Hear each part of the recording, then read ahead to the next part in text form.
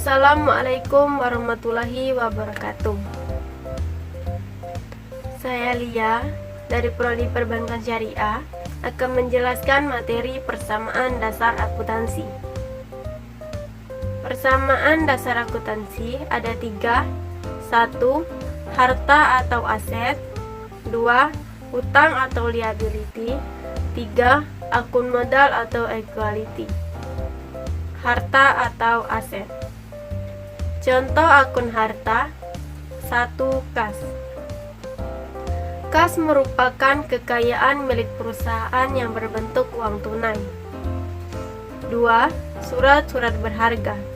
Surat-surat berharga adalah suatu dokumen yang mempunyai nilai uang serta diakui dan juga dilindungi oleh hukum untuk keperluan transaksi. 3. Wesel tagih. Wesel tagih merupakan dokumen piutang yang dikeluarkan oleh pihak perusahaan lain yang memiliki utang kepada perusahaan kita. 4. Piutang. Piutang merupakan salah satu jenis dari transaksi akuntansi yang memiliki pengertian penagihan kepada konsumen yang telah berutang. 5. Persediaan barang dagangan adalah barang-barang yang dibeli perusahaan dalam proses produksi yang akan diolah lebih lanjut menjadi barang jadi kemudian dijual. 6. Perlengkapan supplies adalah barang-barang yang digunakan dalam melengkapi suatu pekerjaan agar berjalan dengan baik dan bersifat lebih kecil dan bersifat habis pakai serta dapat digunakan berulang-ulang. 7. Beban dibayar di muka adalah biaya operasi kas yang telah dibayarkan awal sebelum jatuh tempo. 8. Penyertaan atau investasi adalah penanaman dana dalam bentuk saham ke perusahaan lain. 9. Harta tetap adalah aktiva atau harta yang dimiliki oleh perusahaan yang secara tetap atau sifatnya permanen dan digunakan oleh perusahaan untuk menjalankan kegiatan perusahaan. 10. Harta tidak berwujud adalah aset non-monitor yang walaupun tidak memiliki wujud fisik tetap diidentifikasi. Utang atau liability. 1. Utang lancar. Utang lancar ada 4. Pertama, wesel bayar. Wesel bayar merupakan suatu janji tertulis tanpa syarat yang ditandatangani oleh seseorang yang membayar sejumlah uang tertentu dan tanggal yang telah ditentukan.